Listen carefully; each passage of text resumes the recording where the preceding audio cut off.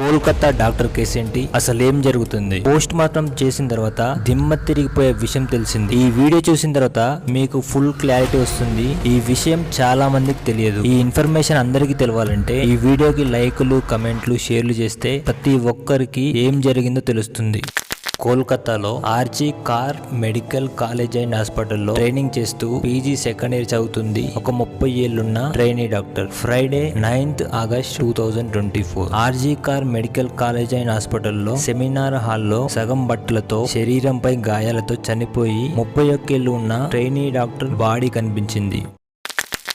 ఈ సంఘటన జరిగే ముందు రోజు ఏమైంది? థర్స్డే 8th August 2024 ఆ రోజు ఈ డాక్టర్ డ్యూటీలో ఉంది. ఫ్రెండ్స్ తో కలిసి Olympics javelin throw final Neeraj Chopra performance చూసి ఆ తర్వాత 2 గంటలకు ఫ్రెండ్స్ తో కలిసి డిన్నర్ చేసి రెస్ట్ తీసుకోవాలని సెమినార్ హాల్ కి వెళ్ళింది అని తన ఫ్రెండ్ చెప్పారు.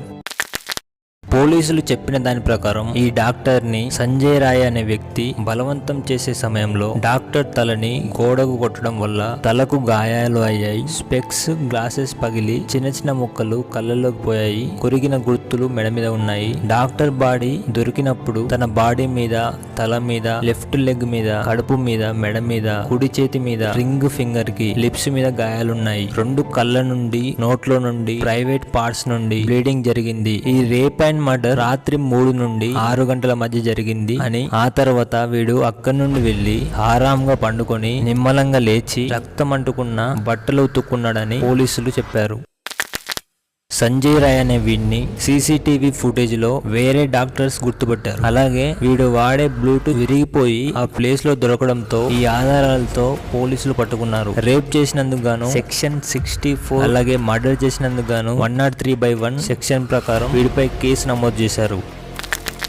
అసలు ఈ సంజయ్ రాయ్ ఎవరు? సంజయ్ రాయ్ అనే వీడికి 33 ఏళ్ళు. వీడు వాలంటీర్ గా పనిచేస్తున్నాడు. వీడికి హాస్పిటల్లో ఏ డిపార్ట్మెంట్ అయినా ఫ్రీగా వెళ్లే యాక్సెస్ ఉంది. వీడికి ఆల్రెడీ 4 పెళ్లిలు జరిగాయి. వీడి ఫోన్ లో మొత్తం పాన్ వీడియోస్ ఉన్నాయని పోలీసులు చెప్పారు. పోస్ట్ మార్టం అయిన తర్వాత ఈ కేసులో అసలైన మలుపు వచ్చింది. పోస్ట్ మార్టం లో ఆ డాక్టర్ బాడీలో 151 మిల్లీగ్రామ్ సెమెన్ ఉన్నట్టు చెప్పారు. అంటే ఒక్కరికంటే ఎక్కువ మంది రేప్ చేశారని చెప్పారు. అంటే గ్యాంగ్ రేప్ అని చెప్పారనమాట. అలాగే రేప్ చేస్తున్నప్పుడు ఈ డాక్టర్ అరవకుండా ఉండడానికి గొంతు పిసకడంతో నెక్ బోన్ కూడా విరిగిపోయింది. అలాగే లెగ్స్ ను కూడా విరిసేశారని చెప్పారు. ఇదంతా జరిగిన తర్వాత రేప్ చేసిన వాడు కూడా ఇది నేనే చేశానని ఒప్పుకున్నాడు. ఆ తర్వాత ఇంకో మాట అన్నాడు, కావాలంటే ఉరి తీసుకోండి అని పోలీసులతో చెప్పాడట. ఇలాంటి విధవలను ఏం చేయాలంటారు? మీరే చెప్పండి. ఈ డాక్టర్ కి వాళ్ళ ఫ్యామిలీకి న్యాయం జరగాలని కోరుకుందాం.